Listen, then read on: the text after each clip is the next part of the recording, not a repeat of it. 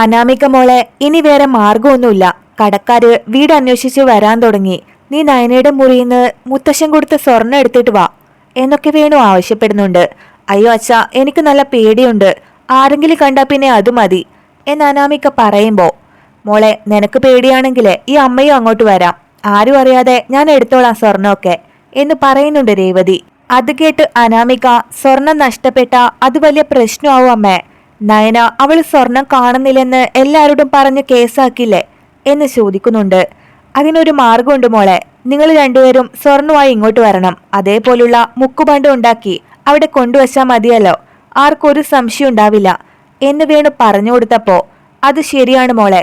അവരാ സ്വർണം വിൽക്കാനൊന്നും പോകുന്നില്ല. അപ്പോൾ അത് മുക്കാണെന്ന് ആരും തിരിച്ചറിയില്ല എന്ന് പറഞ്ഞ് രേവതി അനാമികയും വിളിച്ചുകൊണ്ട് അനന്തപുരിയിലേക്ക് വരുവാണ്. ആരുമില്ലാത്ത സമയം നോക്കി രേവതി നയനയുടെ സ്വർണ്ണമൊക്കെ ആ മുറിയിൽ കയറി അടിച്ചു മാറ്റുന്നുണ്ട്. ശേഷം ആ സ്വർണവുമായി അവര് പോകുമ്പോ അതിൽ നിന്നൊരു മാല നിലത്തേക്ക് വീഴുകയാണ്. അത് നവ്യ കാണാനിടയാവുന്നുണ്ട്. ഇത് നയനയുടെ സ്വർണ്ണമല്ലേ, ഇതെങ്ങനെ നിങ്ങളുടെ കയ്യിൽ വന്നത് എന്ന് നവ്യ ചോദിക്കുമ്പോ, ഇത് നിന്റെ അനിയത്തിയുടെ സ്വർണ്ണമൊന്നുമല്ല, ഇത് എന്റേതാണ്. എന്റെ അച്ഛൻ തന്ന സ്വർണ്ണം ഇത്. എന്താ, ഒരുപോലുള്ള സ്വർണം മറ്റാർക്കും ഉണ്ടാവില്ലേ? നിന്റെ അനിയത്തിക്ക് മാത്രമേ ഉണ്ടാവോ എന്ന് ചോദിക്കുവാണ് അനാമിക.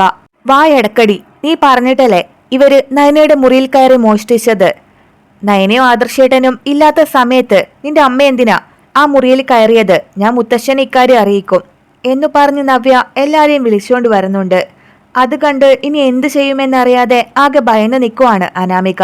ഇതെന്തായാലും അനാമിക മോളുടെ ആഭരണങ്ങളല്ല, ഇത് എന്റെ ഭർത്താവ് എനിക്ക് തന്ന ആഭരണങ്ങളാണ്. ഇത് കണ്ട എനിക്ക് മനസ്സിലാവില്ലേ എന്ന് മുത്തശ്ശി പറയുമ്പോഴേക്കും ദേവയാനി അതൊക്കെ കേട്ട് അങ്ങോട്ടേക്ക് എത്തുകയാണ്. എന്റെ മരുമകളുടെ സ്വർണം മോഷ്ടിക്കാൻ നിനക്ക് എങ്ങനെ ധൈര്യം വന്നു രേവതി? നിന്റെ ഭർത്താവ് കൊണ്ടുവച്ചതുപോലാണല്ലോ നീ മുറിയിൽ കയറി ഇതൊക്കെ എടുത്തോണ്ട് പോകുന്നത്. നാണോ ഇല്ലടി നിനക്ക്? അതിന് ദേവേശിയുടെ മരുമകള് ഈ വീട്ടിൽ കൊണ്ടുവന്ന സ്വർണ്ണമൊന്നുമല്ലല്ലോ ഞാൻ എടുത്തോണ്ട് പോയത്. ഈ വീട്ടിലുള്ളവര് കൊടുത്തതല്ലേ. അതില് എന്റെ മോൾക്കും അധികാരമുണ്ട് എന്ന് പറഞ്ഞു നിൽക്കുവാണ് രേവതി. എന്ന് വെച്ച് ആരും കാണാതെ അത് കട്ടോണ്ട് പോകാമെന്നാണോ? എന്തൊരു സ്വഭാവമാണ് രേവതിയുടേത്.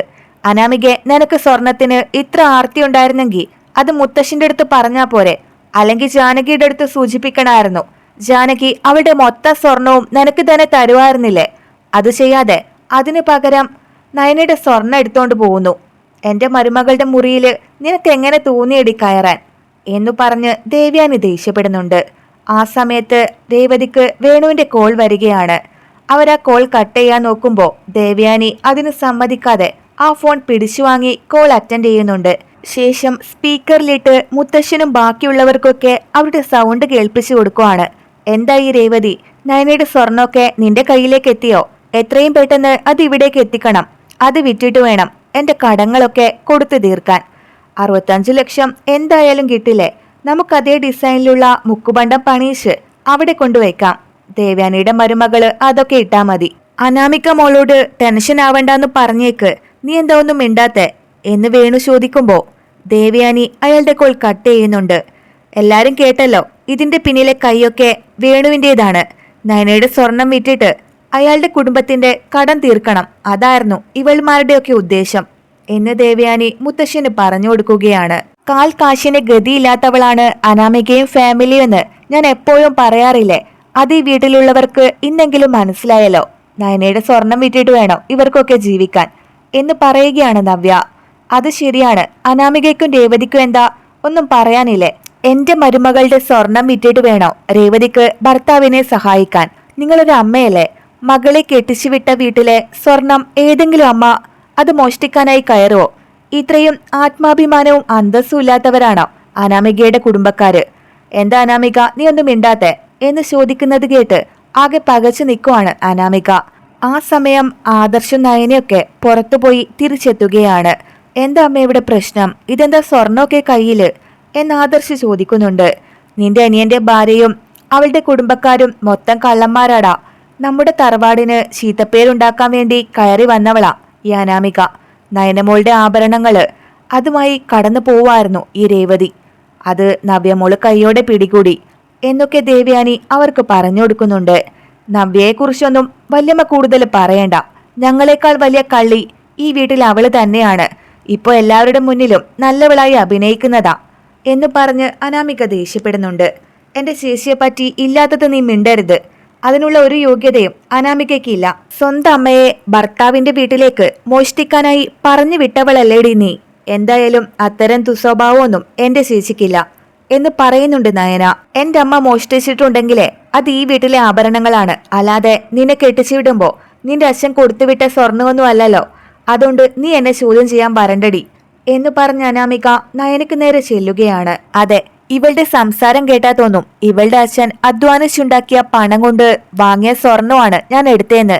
ഇവിടത്തെ മുത്തശ്ശൻ കഷ്ടപ്പെട്ടുണ്ടാക്കിയ സ്വർണ്ണമല്ലേ ഇത്. അത് ഞാൻ എടുത്തെങ്കിലേ അദ്ദേഹം ചോദിച്ചോളും, നീ ആരാടി ചോദിക്കാൻ എന്ന് പറഞ്ഞ രേവതി നയനെ പിടിച്ച് തള്ളിയിടുകയാണ്. അത് കണ്ട് ആദർശ് ഓടി വന്ന് നയനെ പിടിച്ച് എഴുന്നേൽപ്പിക്കുകയാണ്. എടി, മോഷ്ടിച്ചതും പോരാഞ്ഞിട്ട് എന്റെ മരുമകളെ പിടിച്ച് ഉപദ്രവിക്കുന്നോ? ഇറങ്ങി പോടി എന്റെ വീട്ടിൽ നിന്ന് എന്നു പറഞ്ഞ ദേവയാനി രേവതിയുടെ മുഖത്ത് തന്നെ അടിക്കുന്നുണ്ട്. വല്യമ്മ എന്തിനാ എന്റെ അമ്മയെ തല്ലാൻ വന്നേ? അതിന് വല്യമ്മയ്ക്ക് എന്ത് അധികാരാ ഉള്ളത്? മുത്തശ്ശൻ ഇത് കാണുന്നില്ലേ എന്ന് ചോദിച്ച് അനാമിക തട്ടിക്കയറുവാണ്. അച്ഛൻ എന്നോട് ക്ഷമിക്കണം. എന്നെ എന്തെങ്കിലും ചെയ്താ ഞാനത് ക്ഷമിച്ചെന്ന് വരും. പക്ഷെ എന്റെ നയനമോളോട് അതിക്രമം കാണിച്ചാ ഞാനത് പൊറുക്കില്ല. എന്താ ചെയ്യാന്ന് എനിക്ക് പോലും പറയാൻ പറ്റില്ല. അതാ ഞാൻ രേവതി അടിച്ചത്. അതിലെന്തെങ്കിലും തെറ്റുണ്ടെങ്കിൽ തന്നെ എനിക്കൊരു പശ്ചാത്താപവും അതിലില്ല എന്നു പറഞ്ഞ് നിൽക്കുവാണ് ദേവയാനി. രേവതി ഈ കാണിച്ച അതിക്രമത്തിന് നിങ്ങളുടെ പല്ലിടിച്ച് താഴെ ഇടുകയാ വേണ്ടത്. ഞാനത് ചെയ്യാത്തത് നിങ്ങള് അനിമോന്റെ അമ്മായി ആയതുകൊണ്ട് മാത്രമാണ്. ദേവയാനി ചെയ്തതില് ഒരു തെറ്റും ഞാൻ കാണുന്നില്ല. സുഖമില്ലാത്ത നയനയെ കയ്യേറ്റം ചെയ്യാൻ രേവതിക്കാരെ പെർമിഷൻ തന്നെ എന്നൊക്കെ ചോദിച്ച് മുത്തശ്ശൻ ദേഷ്യപ്പെടുന്നുണ്ട്. ആ സമയം ജാനകിയും ജലജയൊക്കെ അങ്ങോട്ട് കയറി വരുവാണ്. എന്താ ഇവിടെ ബഹളം? നയന എന്ന് ഈ വീട്ടിൽ കയറി വന്നോ അന്ന് തുടങ്ങിയതാണ് ഈ വീടിന്റെ കഷ്ടകാലം.